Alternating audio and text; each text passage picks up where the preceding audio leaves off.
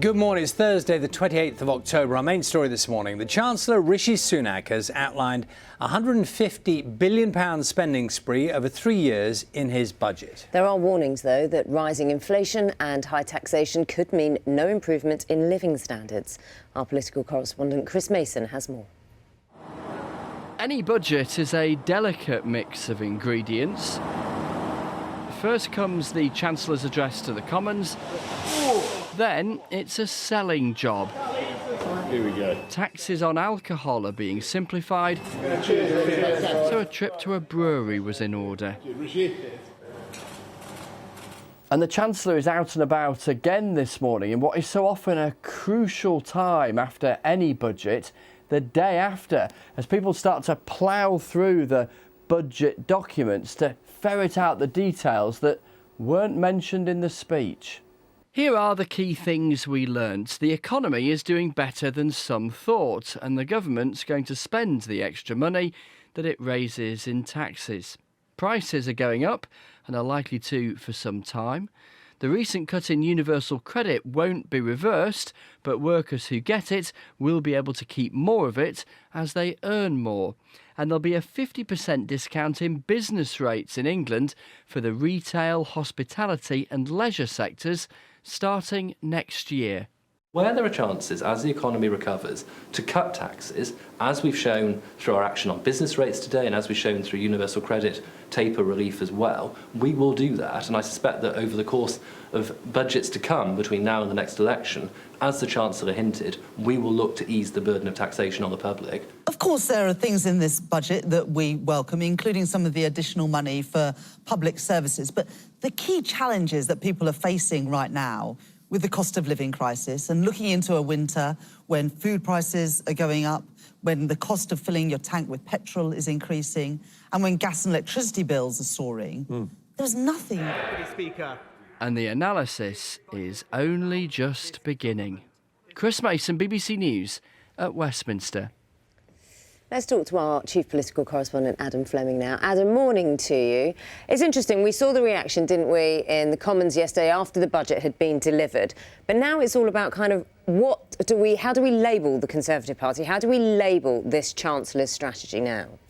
Well, I think we'd label Rishi Sunak as somebody who is happy to put up taxes because that's what he did in the budget in March, the first one this year. And then he's been happy to spend that money on government departments in this budget in October. And that will be a little bit uncomfortable for some Conservative MPs in the long term because they maybe rather the government was a little bit smaller and the tax burden was a little bit smaller. In terms of the reaction, Labour have been saying that the government's gone for the wrong priorities here, that by cutting taxes on domestic flights and on sparkling wine, which is one of the more minor things in the budget, that the government's going in kind of prioritising the wrong things here and they could be doing more for the cost of living. To which the government say, well, one of the biggest things that's in this budget document here, when you look at the tables, is the changes to universal credit, which is basically putting another £2 billion at least into the welfare system, and also the freeze on fuel duty, which saves about £1 billion as well. But as we've seen in the last few months, the things that we all end up talking about are kind of things that come along in the real world. Remember the CO2 crisis, remember the petrol queues. So I just wonder, when you also read the forecast for the economy, when you see that inflation could be 5% at some points next year, are there things in the real world that will end up feeling a lot more significant and a lot more dramatic than what's in this big document? Yeah, and I trust you've read it all, Adam. So. Of course. And there's another one as well. There's the blue one from the Office of Budget Responsibility, which you have to read as well. Which you've read, of course. Of course. Adam Fleming, our chief political correspondent, who's read all the stuff that needs to be read. Thank you very much. Some of those issues that Adam was talking about, how this affects people in the real world, well, Ben's going to be taking a look at that. He's also going to be talking to the Chancellor, Rishi Sunak, at 7:30.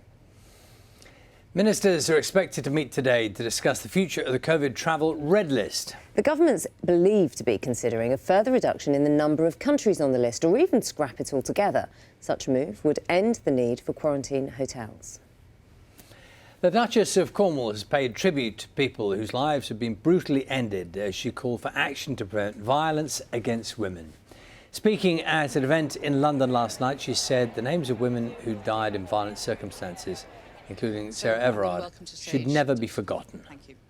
Sarah Everard, Sabina Nessa, Wenjing Lin, Jatika Goyle and Benelin Burke are names which, with all the others, must never be forgotten.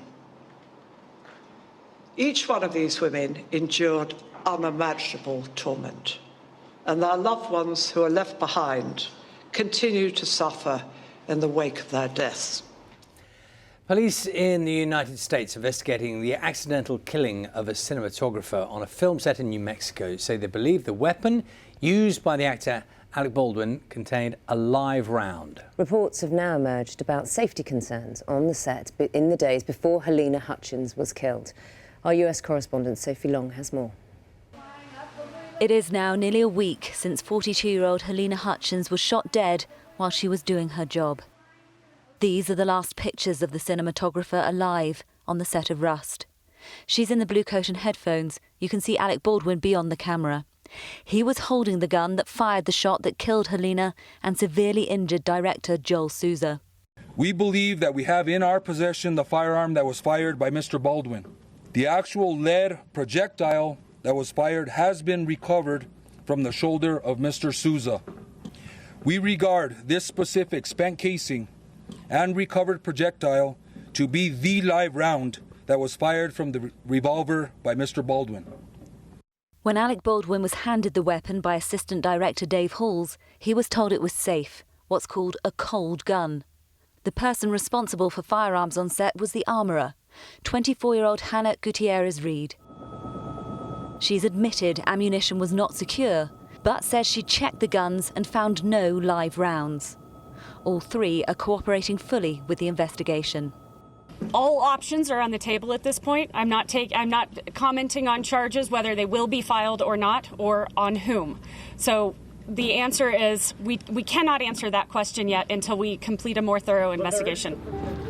The tragedy has left Hollywood grieving and reignited the debate about whether real guns and ammunition should ever be allowed on film sets under any circumstances. Sophie Long, BBC News. 100 years after the Poppy appeal was first launched, thousands of fundraisers will once again take to the streets in support of the Royal British Legion. Last year, face-to-face collections were cancelled for the first time in history because of COVID restrictions. The charity supports serving and former military personnel and their families. The polar research vessel, which made headlines when a public vote suggested the name Boaty McBoatface, is preparing for her first expedition.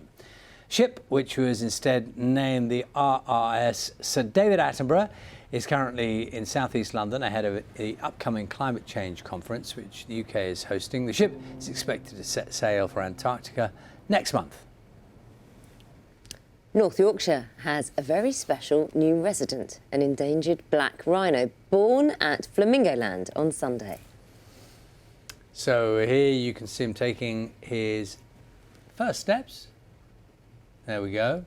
A little bit ropey, but he's okay. Keepers say they're pleased with the calf's progress.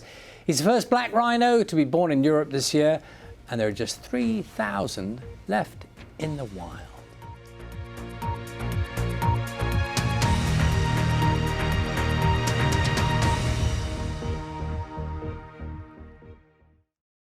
See the headlines as they happen and watch BBC News live in the app and get the full story with bbc.co.uk/news. Follow the story for all the latest with BBC News.